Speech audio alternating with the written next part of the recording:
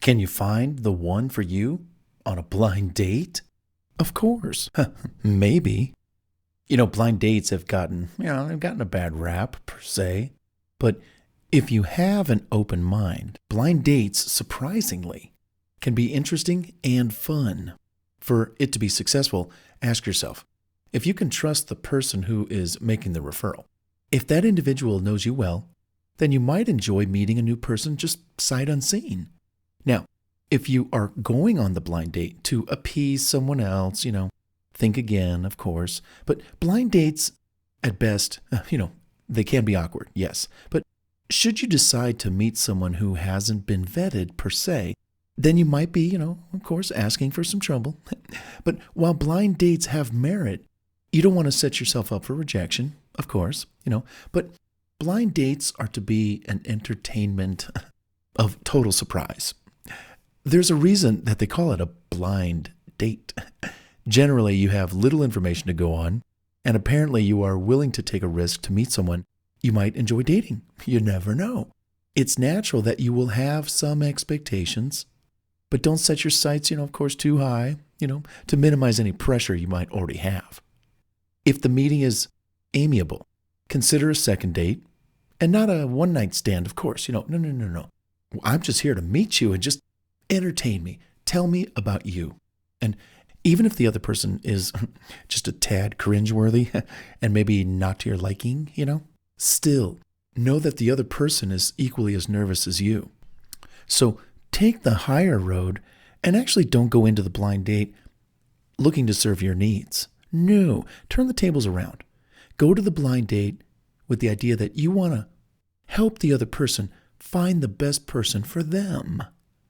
And that may not be you, but at least you're showing interest in what they want while you're spying on them for your own needs. Like, maybe could this person be what I like to? And while you're secretly thinking those thoughts, your outwardly behavior and intentions are showing, hey, you know what? I'm here actually just to meet you and find out what you're looking for. We're all looking for someone.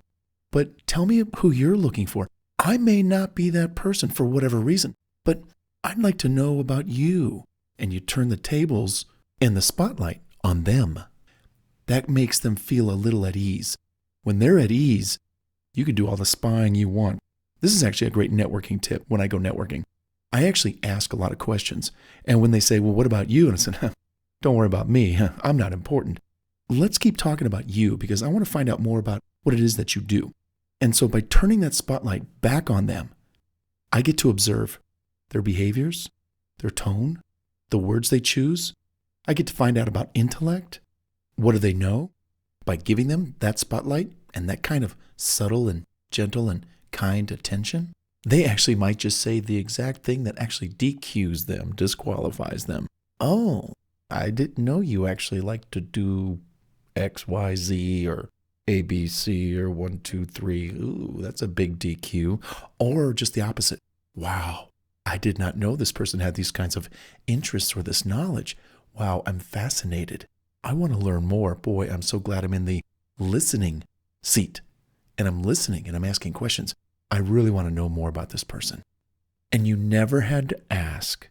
They just volunteered the information because you kept them on the hot mic and you kept them in the spotlight, talking about their favorite subject, themselves.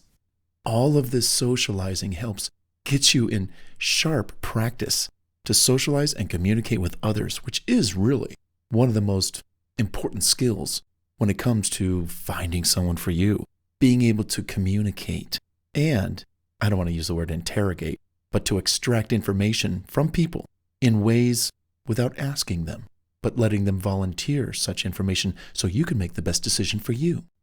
I can observe so much more when I listen, not when I talk. So I don't want to talk about me. I don't want to brag about me. I don't want to tell people how great I am.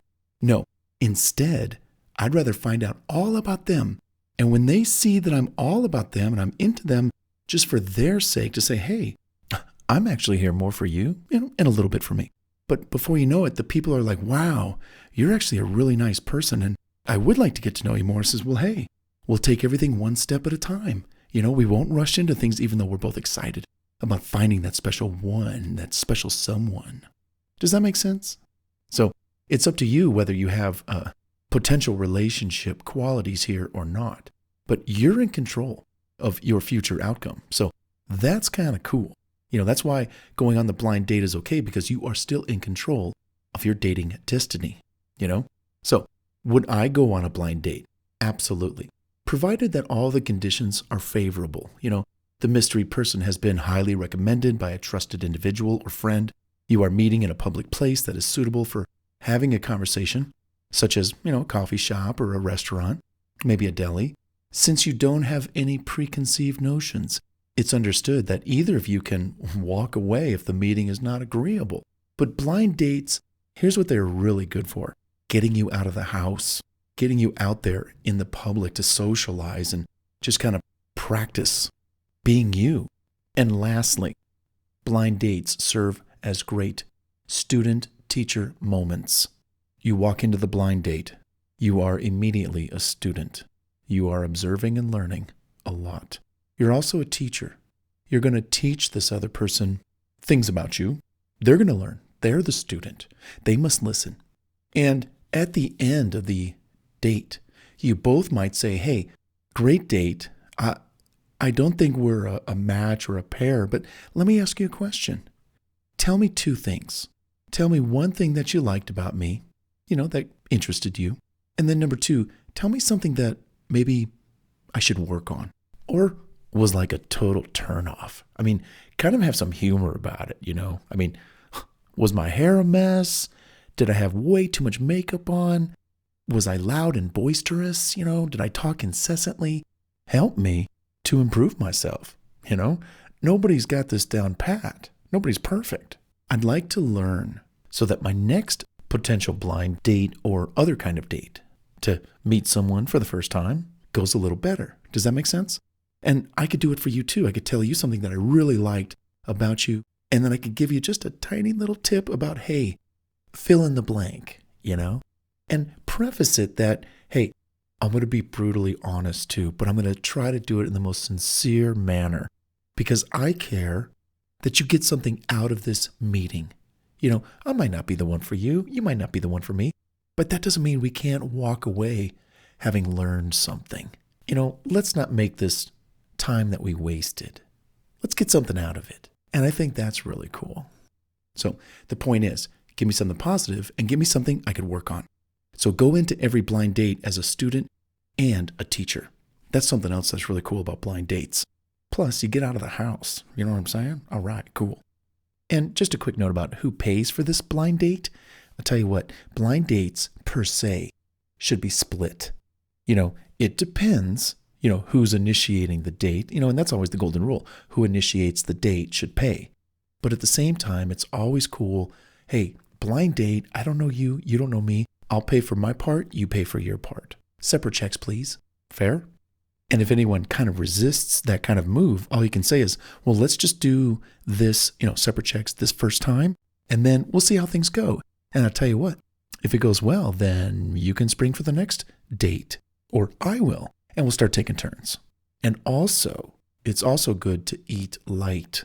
You don't know this person and they don't know you. Don't gorge yourself. Just eat light. Choose something off the salad menu, or you can always go out afterwards if you're really hungry or something, go somewhere you want to go. But, so that's just a little tip. You're going on a blind date, split the bill, or offer not to eat anything and come up with any kind of excuse. Just say, hey, I kind of had a big lunch and I'm really full, but I'd love this clam chowder soup and to get to know you, because I'm really here to learn about you, not so much to eat per se.